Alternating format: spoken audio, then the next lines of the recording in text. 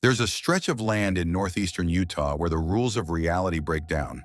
A place so bizarre, so soaked in fear and blood and confusion, that even the US government couldn't stay away.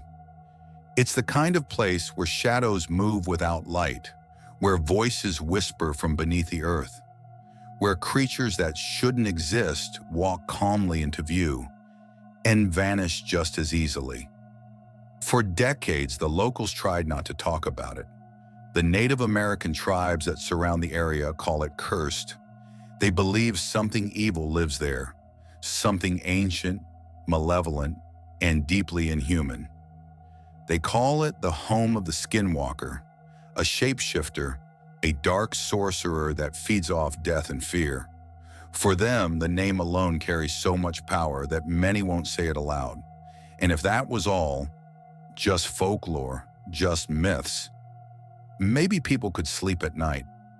But the problem is, the stories are real, the witnesses are real, the mutilated animals, the orbs of light, the creatures, the electromagnetic distortions, the voices, the disappearances, the strange illnesses, the screams in the night. They're all real. All of it has happened, and all of it still happens. That cursed land has a name now, Skinwalker Ranch. And the deeper you look into it, the worse it gets. The land was quiet for a long time. It was passed from family to family, used for grazing, ranching. But the Ute and Navajo tribes knew better.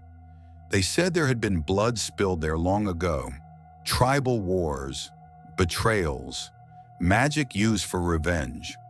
One legend says the Skinwalker was summoned after a brutal conflict, cursed to walk the land until the end of time. It's said they can take the form of any animal, that they wear the skins of their victims, that they run faster than wolves and speak in voices that mimic your loved ones. Most people wrote that off as superstition until 1994, when the Sherman family moved in. They didn't believe in curses. They just wanted a ranch, a quiet life. But the ranch wasn't quiet. It noticed them. On their very first day, Terry Sherman, the father, saw a wolf. But not a normal one.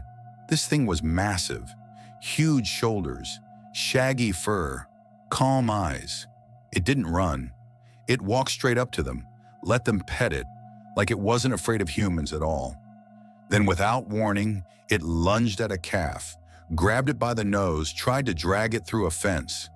Terry shot it. The wolf didn't flinch. He shot it again, and again, and again. The bullets went in. They could see the flesh move, but there was no blood. The wolf looked back at him, annoyed more than injured. Finally, it let go and walked away. They followed its tracks for a mile. Then they just stopped in the middle of a field. No exit, no trail, like it vanished into thin air. And that was just the beginning. They started seeing strange lights, floating above the trees, over the fields, sometimes right outside their windows.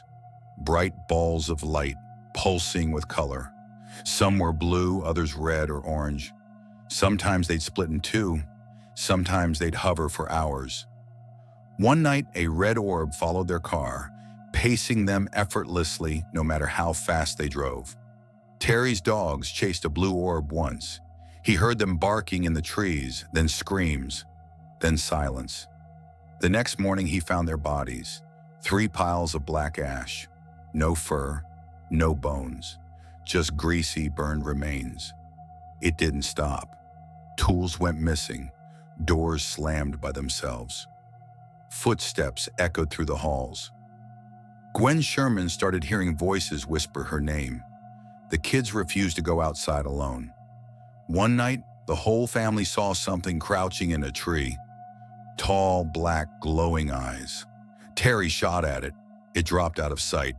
He found no blood, no body, just deep claw marks gouged into the bark, 10 feet off the ground. Then came the cattle mutilations.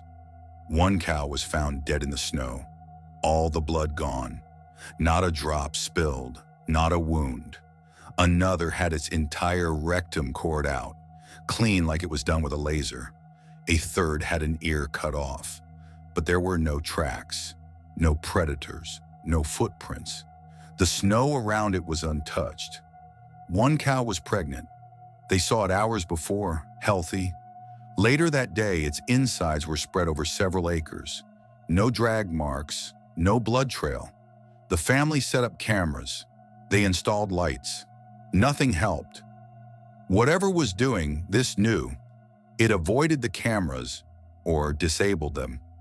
Once they came home to find their fence cut and a 100-pound post ripped from the ground. Another night, they saw a glowing portal hovering in the field, like a vertical oval, orange light swirling inside it. Something was crawling out.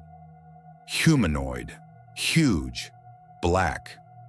It dropped to the ground and ran into the woods. The Shermans were falling apart. Their lives were unraveling. The dad stopped sleeping. The mom became depressed. The kids started wetting the bed again.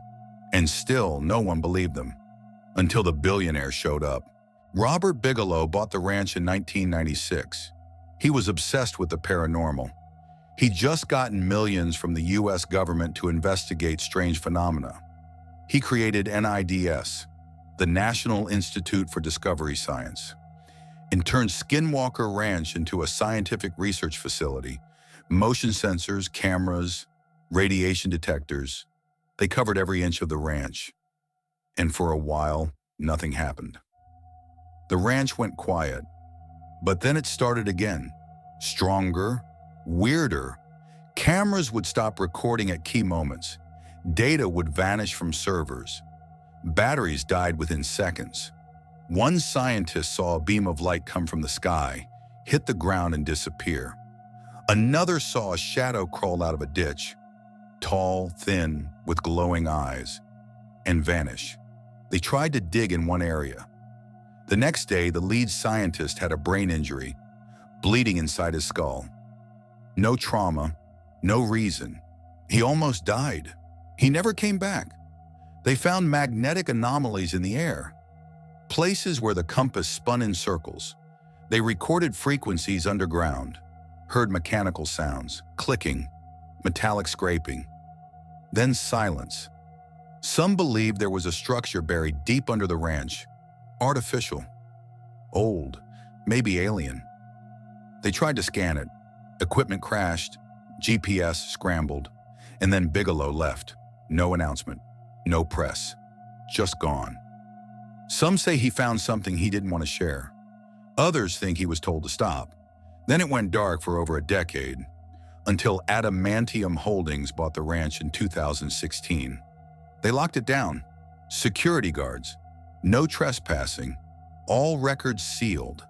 They claimed it was just private property. Until 2020, when the History Channel launched a show, The Secret of Skinwalker Ranch, and shit popped off again. Radiation spikes, cattle mutilations, black helicopters hovering over the ranch at night. One team member got radiation burns on his face with no exposure. Drones stopped working.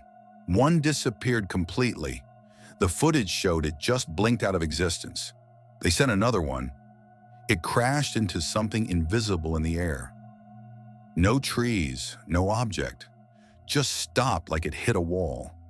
Cameras recorded lights forming geometric shapes in the sky. Triangles, spirals. A team of MIT scientists said it was one of the most active paranormal locations on Earth. But no one knows what it wants, or if it wants anything at all. And the Skinwalker, people still see it, a shadow on two legs, sometimes in the trees, sometimes in the fields. Once, a man saw it crawling across the roof. It turned its head and its eyes glowed like fire. Then it vanished. Another team caught something on infrared, a massive heat signature underground, moving slowly, as if something was waking up. To this day, the ranch remains locked down. Armed guards patrol the perimeter. Cameras stream the fields 24/7. And still, shit keeps happening. Witnesses still hear voices, see things that don't make sense. lose time, suffer illness, go home and pankra, and find something has followed them. The ranch doesn't want to be studied. It doesn't want to be understood. It wants to be feared, and it's earned that fear 100 times over. So what is Skinwalker Ranch?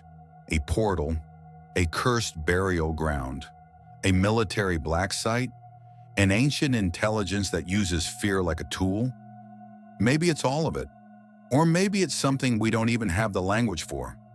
But whatever it is, it's watching, it's waiting. And if you ever find yourself near it, don't look too long. Don't follow the lights. Don't dig. Don't listen to the voices. And above all, don't say its name.